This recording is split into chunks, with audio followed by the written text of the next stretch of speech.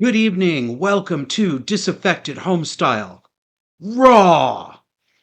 Kevin is very, very sick today, and I'm not yet trained up on how to run that studio by myself with the lights and the camera and the graphics and all that. So we're back to my living room, but just for 1 week. Thank you for joining me. It is April 13th, 2025. I'm Joshua Slocum, and this is a show where we talk about politics, culture, and relationships through a psychological lens. And we're going to talk about all of that tonight. I want to start out, excuse me, with some comments from last week's show. We hit pretty hard last week on the topic of Black people getting away with very bad, up to and including murderous behavior simply because white people are afraid to say no to Black people because that's a racism. And a lot of you guys had something to say about it. So I'm going to read a few to you. I'm sorry, folks, we're not going to have graphics tonight. We're not going to have videos. It's going to be very talky me. So if you don't like that, shut it off now. All right, let's go. These are my backup Benjamin Franklin reading glasses because I lost my borderline glasses. JR 6627 said this. Maybe if we address the fact or the root of why large Black populations are a certain way, even if it means accountability on all sides, instead of gaslighting and putting it off, we can culminate into a true epoch of grandnesses. But instead, the cycle continues as people like you, that's me, people like you and your echo chamber repeat. The 90s and era you reference show you're a narcissist by you only viewing your perspectives. Now we have more cameras and are more connected. And to that I say, tuna salad on rye. All right. Next up, we have Codex 3048, who says, fully half the country is living in a Soviet gulag of the mind. Truly terrifying to witness Sovietization happening right in front of you. Yeah, I agree. Florida Gal says, what I have witnessed over the last 5+ years has me questioning everything in history we were told to believe. I don't trust anything at face value anymore. Yeah, and how? Um, it's interesting. I'm not participating in any of this, but there's a huge fight that's been going on social media for 3 or 4 days since Joe Rogan hosted Douglas Murray and a guy named Dave Smith to debate about Israel and Palestine. I haven't watched it. I'm completely uninterested in watching it now. The partisans, people that you thought were on side with each other, sort of anti-woke, wanted to get back to reality, are screaming at each other that one of them was horrible, no, the other one was horrible, one was lying, no, the other was lying. Friendships are being torn asunder over this. It's just unbelievable. But the point of all this is, even among the non-woke or the people who say they want to have actual robust open discourse, you will run afoul of moral traps if you question certain things in history. If you even indicate, not even say it, but give an indication that you might be open to questioning whether a certain fact happened in recent history, that's enough to put you on the list of people who are now suspect, and that comes from the right just as hard as it comes from the left. Brandy Cowan, hey Brandy, always nice to see you. She commented on the statements by the family of admitted killer Carmelo Anthony. Carmelo Anthony is the young man who's been arrested for putting a knife into the heart of another young man, 17-year-old named Austin Metcalf, at a track meet in Texas. We talked about that last week. Brandy writes, the whole thing is insane. I can't believe the family of the murderer making that GoFundMe post. They have we're going to update you on that. Their online fundraiser has gone skyrocketing.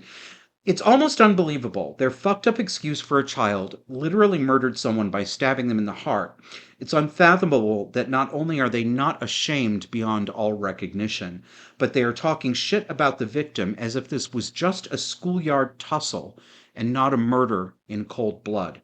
Absolutely insane and disgusting, like Jesus return level of sick. Yes, yes, I agree, Brandy. It's expected now. You treat a whole group of people for decades and decades at the same time, both as if they are subhuman and also superhuman eternal victims. That's how we've treated black people in this country. It's a very borderline way of doing it. You treat them this way for decades, and that is how they will act. This is why the trannies are also out of control right now. It's why the feminists have been out of control for decades. Elemento P, oh, that's clever. Elemento P says, regarding the out-group preferences of white liberals, I think those results need to come with a caveat. They don't actually have that preference, they only say they do. Their actions tell a different story. They are only virtue signaling with words to teach each other because that's their true preference. Um, yeah, to some degree, I agree, and to some degree, I disagree. It is true that people claim to believe things that they don't actually believe because they want to look good to poll takers. They want to look good to people who ask the question. This is the phenomenon of revealed preferences when your true feelings are revealed through your actions. I'm not sure if I can agree with you all the way, though, Elemental P, because a lot of these people are claiming um, that they really do believe that this black kid had a good reason to murder this white kid, and some of them are backing it up with their money. Um, do you know how much money Carmelo Anthony's family has raised for his defense now? When we talked about this last week, it was almost $170,000. Right before I sat down, I checked it out again. $405,000 on their Give, Send, Go fundraiser. $405,000 for a 17 or 18-year-old young man who admitted that day at the scene to the cops that he plunged a knife into that guy's heart. He admitted it. And then he asked, can this be self-defense? Oh no, it's just a few rotten apples. The country's fine, right? Several people also commented about something called the Community Relations Service of the Department of Justice. This is the program run by the DOJ that sends staffers out into towns where there's a shooting or some other mass violence in order to keep the peace, allegedly. And many people have said in the comments and to me in other venues, they directly accuse the Community Relations Service of strong arming white people into saying some nonsense like what Austin Metcalf's father said last week. If you recall, he was interviewed the day after the murder and immediately said that he had immediately forgiven that other child who made a bad choice that will affect him for the rest of his life. He's talking about the guy who killed his son, right?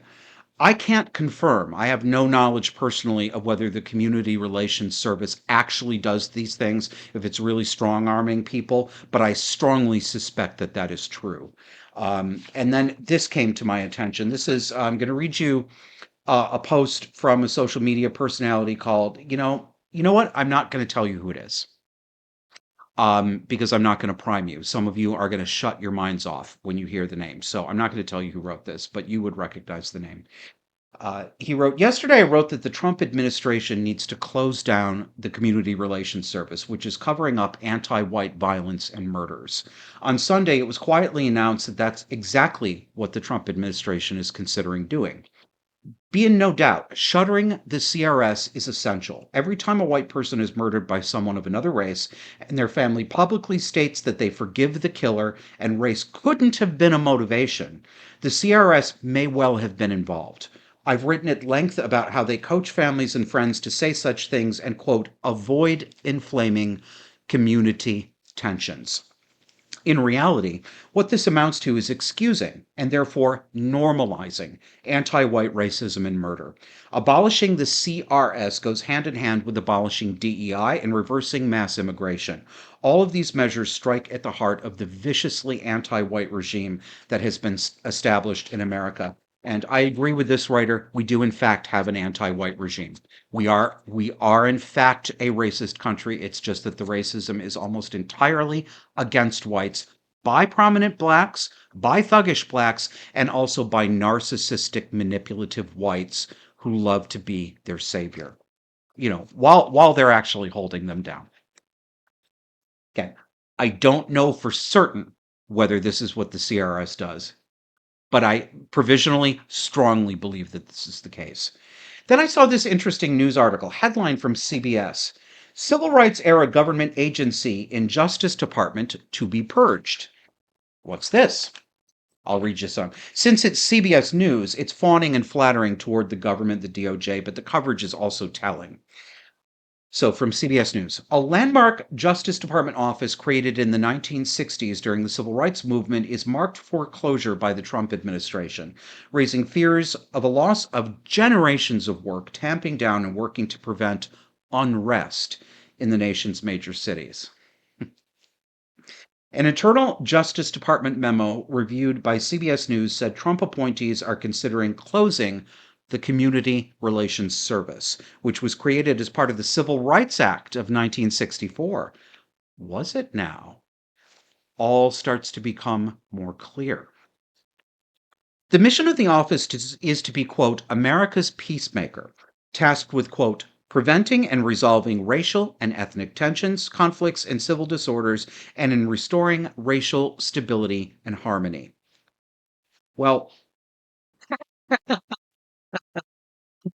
have to do a lot more to restore racial stability and harmony, and that's going to need to start with telling the truth. And the truth is that the unstable race in this country is Black people, not white people. I know, it's real tough. Some of you told me, a couple of you, and thank you for being honest. I appreciate all the feedback, all the comments, even the critical ones. But a couple of you said that you had a hard time listening to me last week, that it was tough for you to take, but you did anyway, and I appreciate that. The only reason it's tough to hear what I said last week is because we have been emotionally abused into feeling guilty as white people for acknowledging how very violent and in many cases sociopathic Black culture has become. We're not wrong. We're not being bigoted by saying that. My hope is, and you guys have seen, to some degree, you've seen me go through this on the show. We've been doing this 4 years now. It was at least 2 years into Disaffected before I was able myself to articulate publicly that there was a problem with Black culture and that I was not going to be afraid of being called a racist when I pointed it out. I talked about this. I think I even said to you in the audience, right now as I say this, I'm feeling uncomfortable. So if that's you, I understand that too. My hope is I would like you to get where I am, and I'd like all of us to get further along than we all are right now. It will happen. It's not going to be as tough to take the more you acknowledge that it's simply the truth and it doesn't mean that you're a bad person. More from the CBS story. The office has a history of intervening during periods of heightened national unrest. It was credited with helping prevent another riot in 1993. Credited by whom? Recognized by whom? In 1993, as racial tensions reemerged following the second trial of police who beat Rodney King in California. It also worked to ease rising racial tensions after the 1997 fatal police shooting of a Chinese American man in Rohnert Park, California.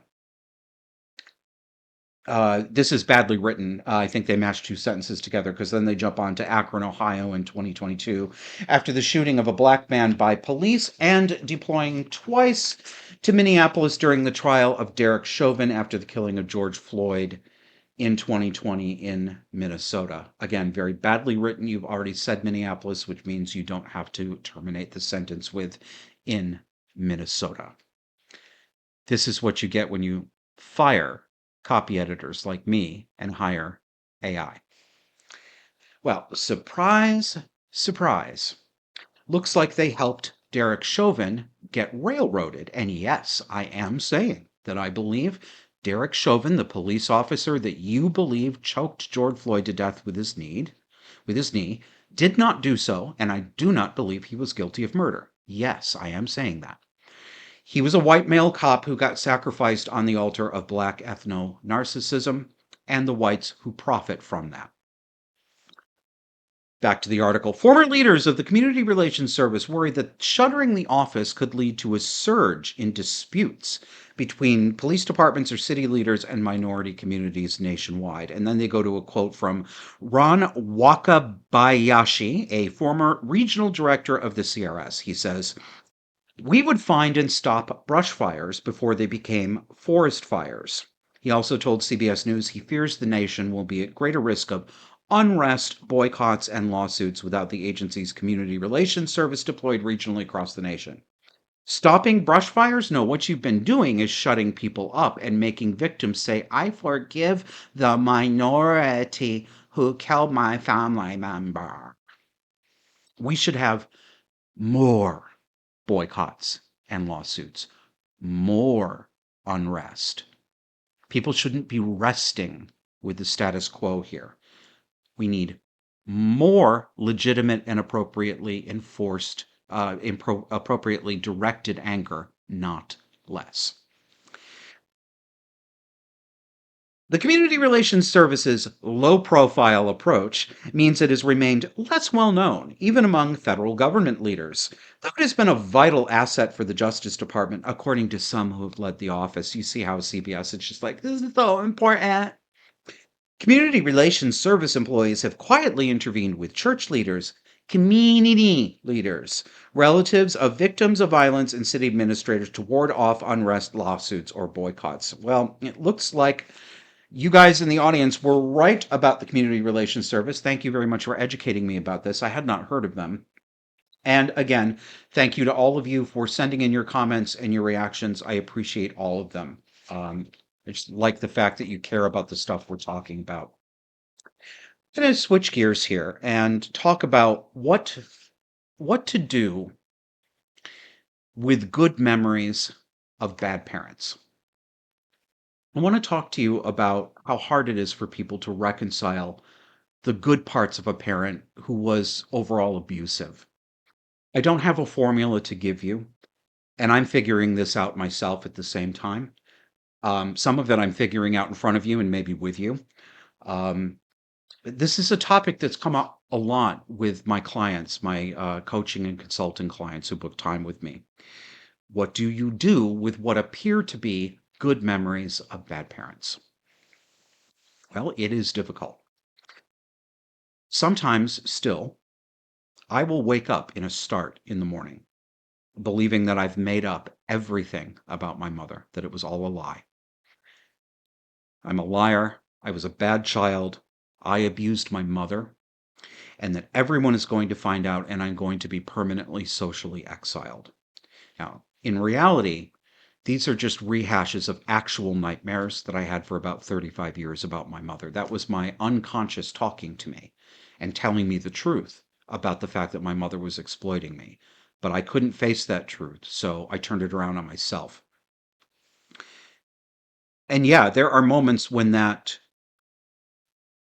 worry does emotionally seize me for a little while. And then I become convinced it was all me, that I've made it all up. This is a consequence of lifelong gaslighting. It doesn't go away. It doesn't go away in it doesn't go away in 8 years. It gets better. It's a lot better than it used to be, but it isn't gone. Friend of the show, Courtney, hey Courtney, commented on my essay about this that I put up on Substack, and this indicates to me that this is a common issue for people with childhoods like we had. So she writes, "Thank you for writing this. I've been extra struggling with the dissonance the past few weeks. A lot of times I think I'm doing okay, and then something will spur a whole new cascade of thoughts and emotions. I find myself recombing through memories, trying to decide if maybe this was the true version of my dad, or that there was some new evidence that he really loved us. It never amounts to anything good, and it's such a sad cycle to be in." Thank you, Courtney. I think you speak for a lot of people. Here's what I wrote about this. Everyone who reads me, everyone who watches my show, knows that my mother was an abusive wreck with a personality disorder. And many of those people have trouble reconciling their knowledge of that I mean, I've disgorged almost all of the child abuse that took place publicly. I have a hard time reconciling the reality of that child abuse with the times that I note the good things that my mother did give me.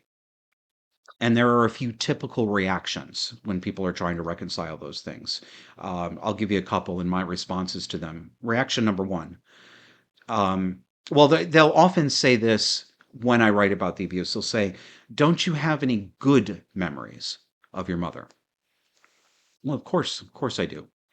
Not everybody does, though. I have clients who have zero good memories of their parents. Their parents were full global psychopaths. So no, not everybody has some good memories of their parents.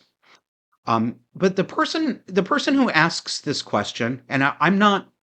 There are a lot of you out there who may have asked this question. So if you think if you hear me talking quote unquote to you personally, I'm not calling you a bad person. I'm not saying that you're stupid. Um, but I am saying you have an emotional motivation that isn't quite at the conscious level, and I'm going to dig it out. When people ask this, they're really doing it to serve their own emotional agenda at the moment. And that agenda is something like this. I don't like contemplating that a mother could be as wicked as his mother appears to be. So I'm going to ask this question because I want Josh to soothe me and assure me that it wasn't really as bad as he says it was. This is all because they don't want to face the hard truth that some parents can be as bad as they can be. It's understandable, but it is an emotional distortion that does motivate the question. It was as bad as I say, and I don't know anybody anything other than that. And also, more than one thing can be true at the same time. My mother should have been imprisoned for what she did to her children. But at the same time, she was intelligent and she did work to instill competence and self directed learning in me and in my brother and sister. Two things true at the same time. That doesn't mean that she, quote, really loved me after all, and it doesn't mean that she wasn't really abusive. A lesson in using the dictionary, like what she gave me, doesn't cancel out beatings or pathological lying to your 8-year-old. Just doesn't. Second common response, you say your mother was abusive, but then you praise her for teaching you how to read. That means you're just a liar who accused your mother because, like, you just hate her for no reason. Oh, that's also people speaking from their own emotional fears. It's not that I've done something wrong or said something weird. Two things can be true at the same time. It's silly. Few people, including my mother, few people are all bad all the time with no exceptions and no good qualities. There are such people. I have clients with parents who are such people, but most people aren't like that. That kind of thinking, which is kind of funny, is actually borderline personality style thinking. All black, all white, all good, all bad. And that's not the real world and it's not real people. I've been thinking about this week because my mother just turned 70. I haven't spoken to her in 8 or 9 years, and it's not what I hoped for. It's not what I anticipated. It's not what I imagined when I contemplated her getting old while I came into middle aged. I'd hoped for a warm relationship, a warm adult relationship, and fond memories, but that was a forlorn hope that was never realistic. I don't like that I was raised by an abusive woman who was incapable of love, and I don't get off on telling the abuse stories for the sake of telling them. I'm not happy that this is the way life turned out to be for me or for her. I'd give anything to rewind the clock and have had a normal and loving family in childhood. That's what I would really like. But still, I'm glad for the skills and the intelligence and the competence that my mother gave to me. They have served me well in life, and I would be worse off without them. Why should I not be grateful for the good things that I got? They were precious few. There weren't that many. Look back on your childhood. If this is foreign to you, look back on your childhood. Think about the mom you love. Imagine if she didn't love you and you knew that as a child. Think how differently you'd see the world, how differently you'd feel. It would hurt. Well, that was the life that was given to my brother, to my sister, and to me. We got very little love, and it scarred us permanently, as it does to people. And I would be cheating myself. I would actually be abusing myself if I didn't make the most today out of the good things that I did get. And I still can't reconcile the memories of the good times with the woman that my mother is and the woman she was. Maybe there is no such thing as reconciling it. Maybe all there is to accept the contradiction. I asked my therapist about this, especially about the good times. When my mother took us to Disneyland. Um, let me tell you, this is actually cute, because I know my sister watches too. Hey, sis. We went to Disneyland. I think it was 1983. It was a great big surprise. My stepfather and my mother, we got on the city bus. They wouldn't tell us where we were going. We lived in Anaheim, California. And we got off at the stop for Disneyland, and I thought it had to be a mistake, and it turned out it wasn't. And it was the most joyful, joyful thing ever. I had oh my God, it was a good time. And here's where my sister comes in. My mother was as big as a steamboat, pregnant with my brother.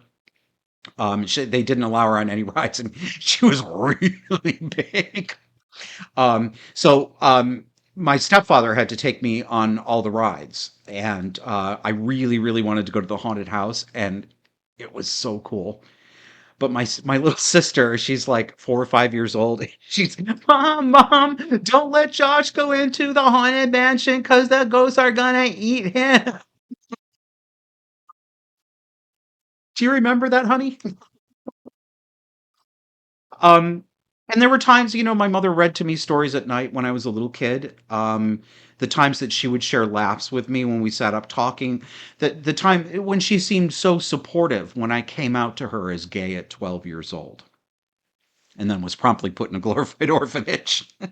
So I said to my therapist, which one was the real person? Did this woman, did she love me? Was that conversation actually supportive? Was that love? And he said that my mother was probably whoever she needed to be and believed it in the moment in order to deal with her own broken, fragmented mind. Whatever she needed to do in the moment, she could be the person she needed to be then and there and believed it, but then it would change and go away. She probably believed many times that she loved us children, but she was just as firmly convinced on other days that we were evil and that we oppressed her. She told us we were a drag on her. And just when her mood changed, that's the borderline personality. No, she didn't love us because she's like people with that kind of mind aren't capable of true normal love. So if any of this actually rings true for you, I get you, and I don't have an answer for us. But I'm starting to suspect that there is no answer. The kind of answer we want, I don't think there is one. Um, the answer might just be accepting the contradiction. Now, I don't like that. I hate ambiguity. Traumatized children usually do. I talk a lot about this with my friend Holly, the math nerd, who also had a traumatic childhood. Oh, how we both hate ambiguity. It's one of the reasons she's a mathematician. There is a right and a wrong answer always. 2 plus 2 is always 4 and never anything but 4. But life isn't mathematics. And it doesn't conform to my neurotic need to have an absolute clear answer and a specially labeled box for everything. So there are two lines, one from a song and one from a movie, that come to me when I think about this and I contemplate my mother. Um, I have always thought that this line from the Carpenters song Superstar was one of the saddest that I've ever heard. It's haunted me for decades. And I think I figured out why. The line is, your guitar sounds so sweet and clear, but you're not really here. It's just the radio. The mother that I wanted, the mother that I thought for a while that I had, the one that I needed, was only ever just the radio. And there's another one. There's another one from a song by the Zombies. Please don't bother trying to find her. She's not there. Actually, I guess it's not two, it's three. And I gotta go here. The other one comes from the movie Whatever Happened to Baby Jane with Betty Davis and Joan Crawford. And I thank friend of the show, Sarah, for reminding me of this line. It is absolutely appropriate. In the movie, Joan Crawford and Betty Davis play sisters. They're both personality disordered wrecks, former stars, one from vaudeville, one from Hollywood. They've broken down and they live as recluses in an old Hollywood mansion. And all their lives, they've abused each other in surprising ways that you don't really understand until it's all revealed at the end of the movie when Joan Crawford's character is dying. She admits to Betty Davis that despite what everybody believed for 30 years, it was she, Crawford, who crippled herself decades earlier when she tried to run her sister over. She broke her own spine in the process, but she'd lived all those decades telling her sister that her sister was drunk and she broke Crawford's spine. Um, so they're having the death scene, and in that scene, Baby Jane, Betty Davis's character, after she hears Crawford confess what really happened, she turns to her dying sister and she says, "You mean all this time we could have been friends? Don't bother trying to find her. She's not there." Now, do you know what's not ambiguous at all? Wait a beat. That's right. Biltong. Anton's Biltong is available at biltongusa.com. They very kindly sponsor our show. I'm sorry I don't have pretty pictures, but I do have a bag of the real stuff. Look at this fine quality, thinly sliced, cured meat done in the South African style with vinegar and spices. Absolutely delicious. I eat it all the time. High quality animal protein and fat, no carbohydrates. The cats absolutely love it. In fact, I thought about feeding them some on camera because they're so cute when they eat it, but I didn't want to downgrade this to pet food. Anton probably wouldn't appreciate it. Um, we would love you to try it too. It's a great product. Go to biltongusa.com and take a look. I just took another look at the website the other day. They sell a lot. He sells his biltong spice in a variety of different rubs, so you can actually try making this stuff on your own. And make sure that you use promo code JOSH. That will not only tell Anton that you heard about us on the show, but it'll also get you a 10% discount on your order. And let's move along and talk about. I can't believe this. The fired commander of Greenland Space Force Base. I'm sorry. Space Force. Made fun of that when Donald Trump created the Space Force in his first term when I still hated him, and I still think it sounds stupid as hell. Every time I hear it, I just think of the movie Spaceballs. Use the swords! All right, so here for this story, let me set the basics out for you. Vice President J.D. Vance last week visited Greenland. The Space Force base is there. Colonel Susan Myers is in charge of the base. Apparently, J.D. Vance gave some remarks. I couldn't find a transcript of these, so I can only rely on secondhand reporting. But according to the press reports, he said that Greenland would be better off being a territory or protectorate of the U.S., and that Denmark does a bad job managing Greenland. Now, Donald Trump, at first I thought he was kind of joking, but he does seem to really genuinely want Greenland. I take no position at all on whether that's a good idea, whether it's something that should be done. I also completely understand Greenlanders being like, huh? Some president from a foreign country says he wants to come and annex you. I don't expect them to be happy about that. So I'm not policing anybody's feelings or opinion on this. That's not what this is about. I'm just laying out what the issue and controversy is. But U.S. military personnel are not allowed to have public opinions about what the commander in chief has set as a foreign policy objective. They're not. They never have been entitled to that. That's not normal. Um, Punishing them for getting out of line is normal. It's not something just Donald Trump is doing. If you are a member of the military and you criticize the commander in chief's policies in public, remember, he's your boss in the military, commander in chief. You could always have expected to be court-martialed. That was always a court-martialing offense. It's insubordination. That's not Trump. It's not new. It's normal and forever. But what is new and out of order is the current military's belief that it can subvert the agenda of the executive branch and be praised, not punished for it. And why shouldn't they think this? Joe Biden woke up the military, put trannies in positions of influence, and tolerated soldiers talking about having hot gay sex while they were wearing their uniforms on camera and putting it out on social media. It's been nothing but one big humiliation ritual during the Biden administration. So, Space Force Base Greenland Commander Susan Myers felt very comfortable after J.D. Vance's visit, telling all U.S. and Danish military personnel at the base how she felt about the vice president's remarks. And what she did was extraordinary. She sent an email to all base personnel, so that includes not only U.S. military members, but Danish military members.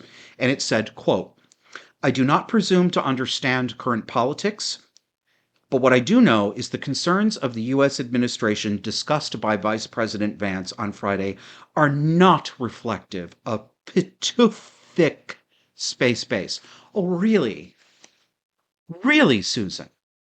They're not reflective of your base? Your base doesn't have a point of view to reflect on, madam. She says, quote, "I spent the weekend thinking about Friday's visit. The actions taken," notice the passive voice. "The words spoken," notice the passive voice. "And how it must have affected each of you." Oh, Susie. Oh, so being a good mommy. I commit that for as long as I am lucky enough to lead this base, all of our flags will fly together proudly. Yes, mommy, what? Really? Really, Susan? What gave you the idea that as a colonel, you had the right to say that you disagree with the presidential administration and that you understand how hurt the vice president's remarks must have made all the military members feel?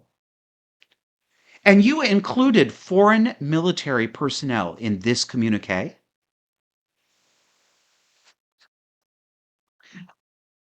Tell me more about how standards of conduct, not just physical, but conduct, tell me more about how they haven't been adjusted to accommodate women like this. This is so outside the boundaries. And so when I saw this, I thought to myself, how in the hell has this woman not been court-martialed already? I mean, I guess it's early days. Is it because insubordination?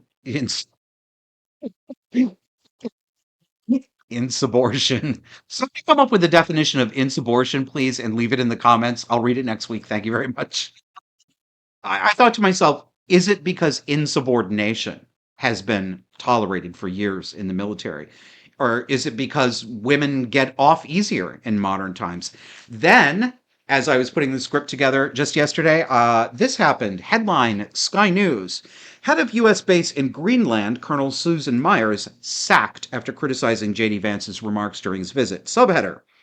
Miss Myers fell below the standard of neutrality required of commanders, according to the Pentagon, after saying Mr. Vance's critique of Denmark over its handling of Greenland was, quote, not reflective of Puffic space base. It's a hard word to say.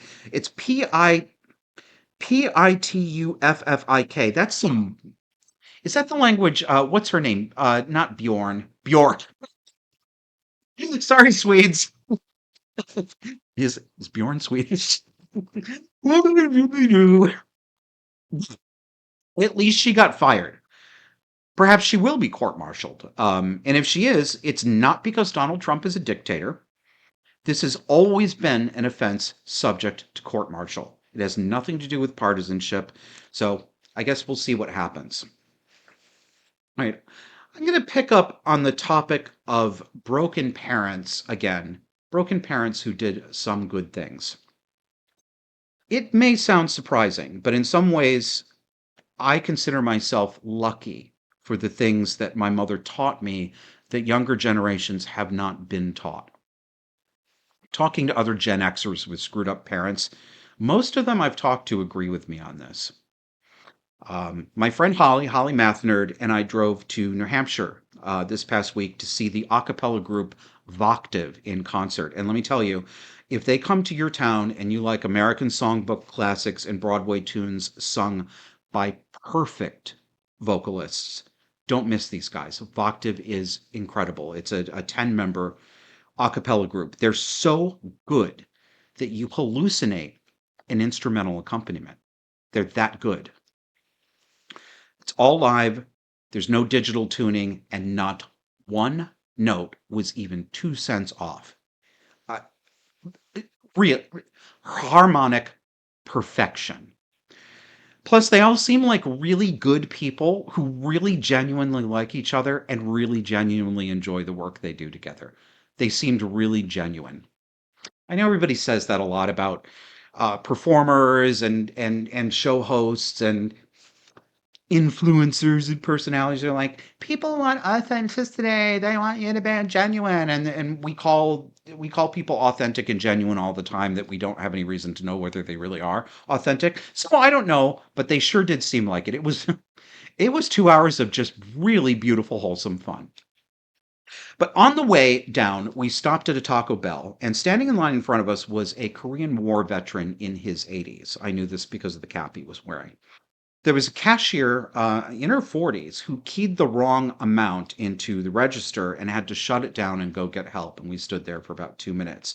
Mr. Korean War vet turns to me and says, watch your change. She's not too good at counting.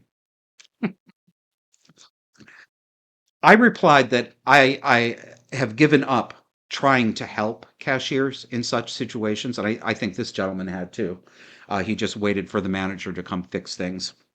It's the last time I tried to help in a situation like this by showing the cashier how to count change back, like physically, up to the original amount given, or how to do the arithmetic with a pencil. Because, I mean, what am I thinking? What do you mean? What's a pencil? Um, they react as if you've insulted them. They're not. It doesn't. I don't think there's any way to present it. I mean, I know that you have to come at something like that being really helpful and take a tone like, "Oh, hey, I used to be a cashier. I've been in this situation. There's a trick I know. I can show you how to do this if you want." No, no. Okay. So the Korean War vet just shakes his head and wishes us all good luck. Also, New Hampshire is just way better than Vermont in every way. If you come to New England, definitely settle there. Don't do what I did and come to Vermont. They've got less than half the taxes. They're much more freedom-minded, and there's much, much less woke going on. This gets into why was this cashier in the state that she was in? And a little unusually. I mean, I expect somebody in their 40s to be a little bit better, but she missed the boat. I see this with millennials and Gen Z. Um, they have been severely handicapped by inadequate parenting.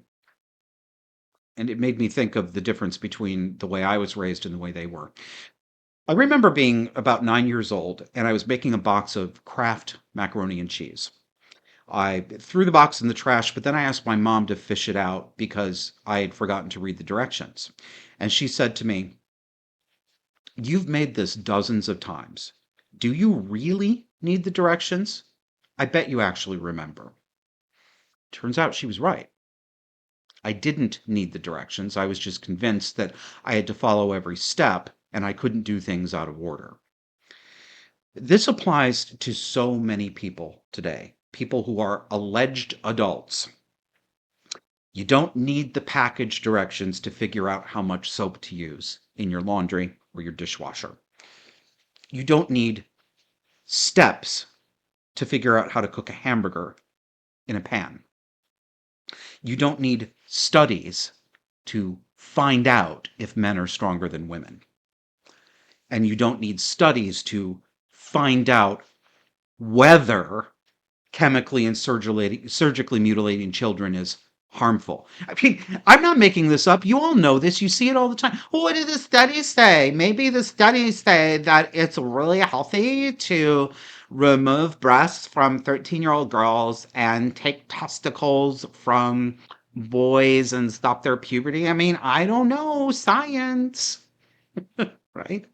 This is everything, everywhere, all the time. I'm watching fully grown people act helpless about measuring out dishwasher soap, topping up the oil in their car, trying to figure out if it's fair to let boys compete on girls' sports teams, trying to figure it out. Even my abusive mother in the late 70s and the 80s managed to impart basic competence in her children. Things like reading, writing, and arithmetic were all started before we went to kindergarten. They were started at home. And she managed, when she wasn't gaslighting us, she did actually manage to impart common sense. That story about the Kraft macaroni and cheese box, that is an example of my mother. She was actually good at this. When she wasn't flying off the handle, she was very good at grounding us back to think it through. You're intelligent. You already know the answer. Um, this, you know, if she hadn't been so severely screwed up psychologically, my mother, she could have been a great teacher. She was actually very good with very young children, babies and toddlers.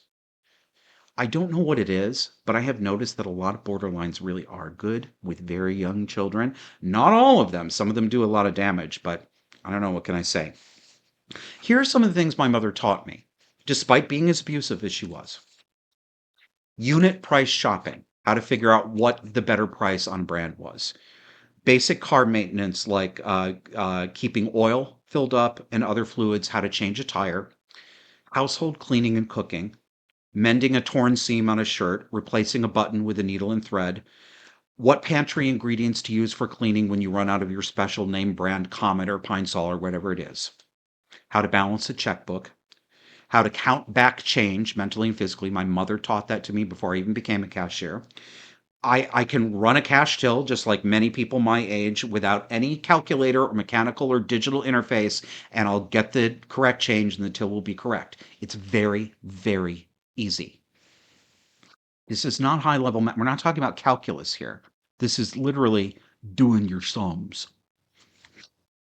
I'm sure, most people used to be able to do that. This is not an arcane skill. Do we have a kitty who's going to fit? Come here, Mina. Hey, guys. Oh, no. Maybe I'll get her before the end of the show. So I know that there are people in my generation who didn't get that kind of instruction at home. But my mother's way was squarely in the middle of what was considered normal range skills to teach your children in life and in real world work.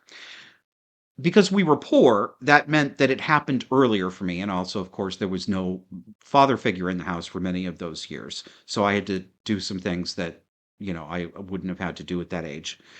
Um, but really, I wasn't taught this stuff any earlier than Laura Ingalls was taught how to tend the fire in the wood stove and milk the cows.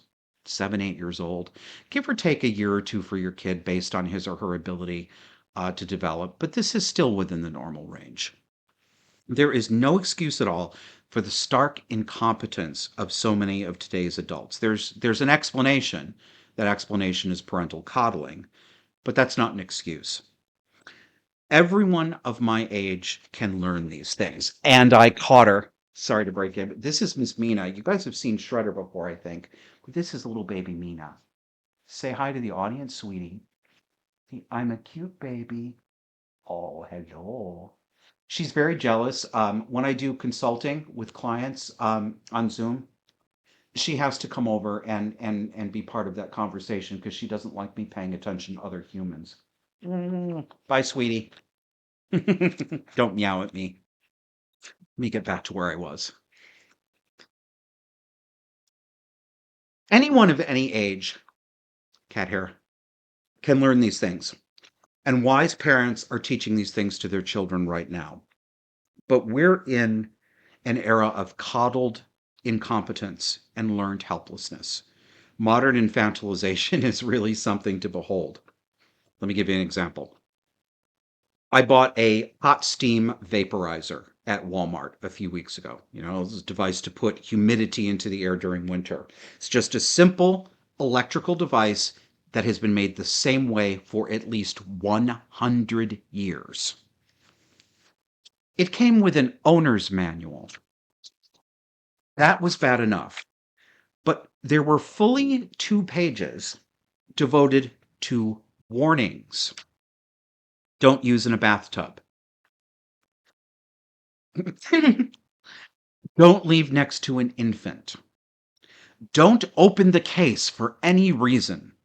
Do not ever attempt any repair, but call a qualified electrician. Yeah, I'm going to call a fucking electrician for a $35 humidifier. This went on for 2 pages with lots of exclamation points and hazard icons everywhere, right?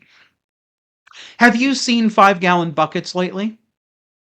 Go to the hardware store. Go to True Value Hardware and buy a 5-gallon bucket. Read the side and come back and tell me what you find. They have safety warnings on them about drowning children. A bucket.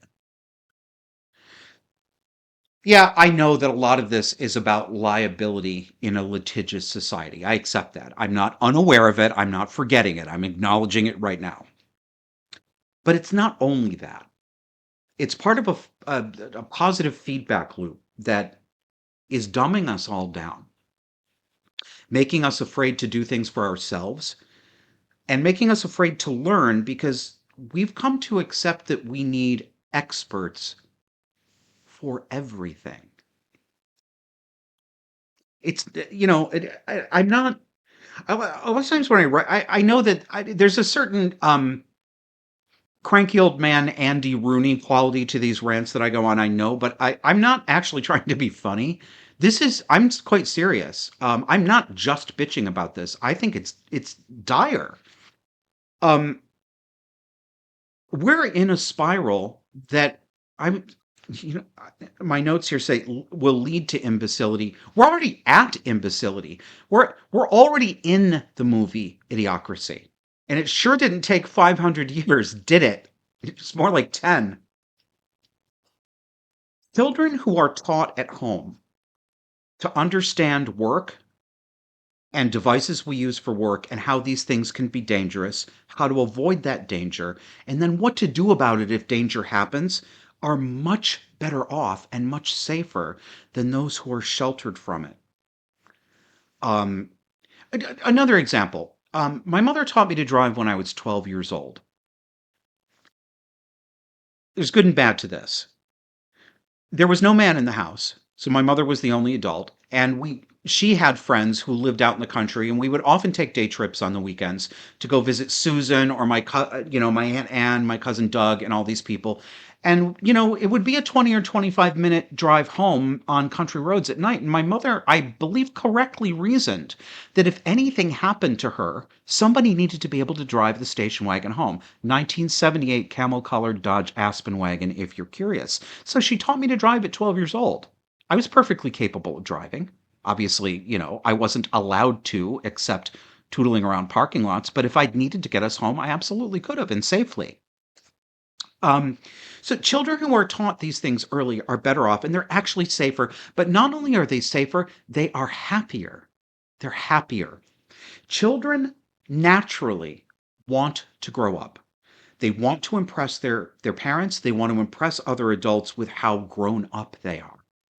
It's only very recently, it's only recently in the post social media, post smartphone parenting style that kids have begun cowering in fear of doing things like walking alone to school or learning new things. That's not natural. It's not the way kids have always been. This is a very recent, very modern societal and parental handicapping of children's normal and natural abilities. Now, I also think that children should be put to work at younger ages. Not all work is this Victorian Dickensian abuse and gore factory. As soon as you start talking about this, people say,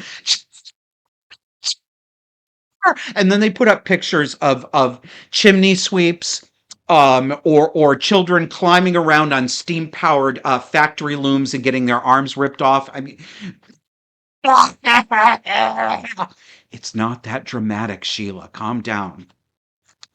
Um, I think that children should start some kind of work by about 10 years old. If you have a family business, so much the better, so much easier. One of my Substack subscribers was talking about how his parents owned a store and he was put to work in the store at 10, and what a fantastic time he had, and how easily he learned and how well prepared he was when he was a teenager who went out to work in somebody else's store. I had a paper route at age 11. That's when I started working outside the home. Um, and but today, I mean, obviously there aren't really paper routes anymore. I'm sure there are a few in a few areas, but I don't know what kind of jobs, if any, actually exist for kids that age today. I suspect that there are very few, and if there are, they aren't talked about at all because any parent who suggested it would be probably visited by Child Protective for child abuse. Parents, are there any? Is there any modern equivalent to the paper route today? What does it look like for you? Have you talked about this with other parents? What do they say? Leave me a comment below the video. I'd love to hear about this. Couple of announcements here. Remember, we have a members only meetup every first Saturday of every month. So if you are a paying monthly subscriber, you get invited to meet us in the Sanity Lounge, a space online where we talk about anything we want without gaslighting. We have a really good time. So it happens at noon Eastern time, the first Saturday of each month. That means the next one will be coming up in early May. And if you want to get in on that and you want to help support and make this show, two easy ways to do it. Go to disaffectedpod.substack.com and sign up to become a paying subscriber, or go to subscribestar.com/disaffected. And we really appreciate that, and would love to see you there. Now, because there aren't any graphics or anything, I have a couple of funnies for you, but they're probably not going to land as well. Let's see if you can see this on this page. Did you see the picture of Michigan Governor Gretchen Whitman, who had to go to the Oval Office of the White House for some sort of political event, who then covered up her face with a folder when the press started taking photographs because she didn't want to be seen photographed in the Trump White House? Let me see if okay, I gotta see. See, there's Gretchen Whitman. She's got the folders for her face. Here, I'm going to do this for the whole rest of the show. I'm just going to be like this. I do not want to be photographed in that faggot's living room. Oh my God. Oh, is this real? Is any of this real? And I've got one more for you because we're coming up to the end of the show here. You know, when you're gay, and when you come out, you get a lot of questions over your lifetime. um, for years and years and years and years and years. Used to really irritate me, but then I chilled out about that and realized, well, you know what, Josh, you are the odd man out. There's only like 1 to 2% of you. So you can't really get angry at straight people for asking you what it's like. So years and years of questions like, "Hmm, how do you know? How did you know? How do you know you don't like it if you've never tried?" It's sort of like with I was going to say lima beans, but I tried them so many times and I still don't like them. Um, it's like when people say, well, how do you know you don't like spinach if you've never tried it, right? You might say that to a child, but it's not quite the same when it comes to sexuality. Um, you don't like girls. You've never tried it. Well, I refute you thus. Take a look at this. This oh God, I really should have done something with the graphics. Okay, let's see if you could. This is a picture of a luxury sweater by Fendi. Let's see, take a good look. Look at the folds and convolutions, right? By the way, this is pink. The fabric is pink, and there's this ridge of hair around the neck opening and its folded convolutions. So this is what you think I should try. That is what you think I ought to just have a no thank you portion of. Well, let me tell you something. I did try it once. On August 22nd, 1974, in the maternity ward of Cortland Memorial Hospital, I chewed my way out and said, never again. That's Disaffected, Raw, and Homestyle. Thank you very much for joining me. Think good thoughts. Say a prayer for poor Kevin, who is bedbound right now, but should be better next week and will be back to his level of quality production. Everyone, have a great week.